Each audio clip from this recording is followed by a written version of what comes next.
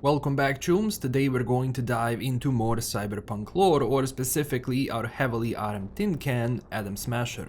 Now this is something I have been sitting on for a while now, or well, ever since Cyberpunk Edgerunners Mission Kit was released by R.Talsorian Games, you know, the people who created this universe. So whenever they release something, for me that lore is Bible, being that they and CDPR work together on shaping the universe and pretty much making it canon in a sense, because if you go for Cyberpunk Red and also for Cyberpunk 2077, you will see the same lore being retold without it being different, which would create confusion. Of course, in Cyberpunk 2077 we do have some changes, or well, differently told story around how Johnny blew up Arasaka HQ, Blackhand not being present, Smasher incapacitating Johnny, but even that is hinted just to be what Silverhand remembers, and the truth has been skewed. So why did I mention Adam Smasher? Well, Smasher was in Arasaka building when it blew up, and a lot of people thought that he was gone with everyone else there.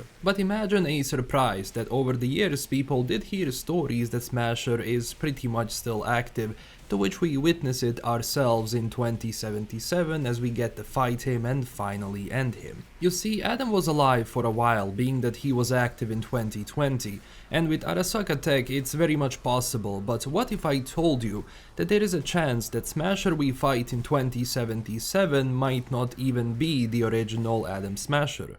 And you will probably say now, what are you even on? Of course it's Smasher, he mentions Johnny and Rogue multiple times, it's all pretty much out there. Well, now in Mission Kit for Cyberpunk Edgerunners there is now lore for most characters we meet in the show, and basically the protagonists, where they go into detail about their background so they can help people create stories and roleplay better, which is a topic for another video, but under Smasher's lore at the end it says this. Rumors place Smasher in Arasaka Night City HQ when the nuke went off. If so, the metal bastard survived the blast, then fell off the radar. For the next few decades, stories of an unstoppable metal juggernaut running up circled the globe. How much is true remains a mystery to this day. We all know for sure is he is currently back in Night City after years away. Or someone claiming to be him. Maybe the real Adam Smasher died during the nuke and Arasaka brainwashed some poor FBC, or more than one into believing he's the genuine article. Weirder things have happened. So imagine my surprise when I read something like that, because it's not some theory on the internet but rather from Talsorian, which does raise some interesting questions for speculation. And there are a few ways I think about this. First off, and most likely, are writers throwing this out as being speculative among the people in Night City and elsewhere to spice up the lore to allow for more stories and ideas when people play a mission or they create their own. Smasher, as he says, comes from New York, where he led a combat gang and afterwards, he spent 6 years in the Marine Corps, from which he returned and became an edge runner doing some of the most vile and destructive jobs. Being that he is a psychopath without a single care in the world, he bit off more than he can chew, and rocket-propelled grenades ended that career relatively fast. But then, as we all know, Arasaka found him, probably even hired him in the past or heard about him, but they realized that he will be a great addition to their army, so they took his brain and placed it into a full Borg body, where he was now able to fulfill his fantasies and, well, destroy everything and everyone by being faster, stronger than ever before. But that also wasn't the case because, well, one of the things which does work in positive for Smasher and Arasaka is that he is very much loyal. And we have now seen that Arasaka can pretty much take your whole soul, or well, you, and place it into any body whatsoever, while at the same time being able to rewrite your memories, skew them so you think in a way they programmed you to think. What if the same happened to Smasher? After all, he was blown up by a nuke. They took someone, rewired him to think like Smasher, or simply placing Smasher in another body, so by that logic, original Smasher is now basically a program and everything we see is a copy of him that Arasaka uses. But why would they do that? We also have to ask that question. I mean, Arasaka can pretty much train up or create someone who will be as strong as deadly as him, Maybe a lot of that comes from his brand though. You see, Smasher has a reputation in the world. People know him, about him, and that's why most people fear him. On top of that, his brain is unique, as I said, in the sense of being able to withstand any stress to it without burning out. So if that theory is right, then of course you would want his personality and his name at the same time. He is the perfect soldier in their eyes. In that case, well, even if we fight his copy, in some sense that's still Smasher, same as Johnny is when we give him control of our body. And even in that case, well, that's still good old Smasher, just upgraded into a new body. I mean, the guy has been switching cyberware like Tic Tacs. We also have to take into account time of the Red, so I took out the lore book and went through the pages to see what we can learn. And overall, by the official lore itself, Adam was going back and forth into Night City during that time. As we know, he even teamed up with Rogue, which is still funny to me it happened, but expected, being that mutual interest can be a big driving factor in that, especially if you have a common enemy. And through that time, Adam was also searching for stuff that belonged to Silverhand, specifically his Porsche 911 and his iconic pistol.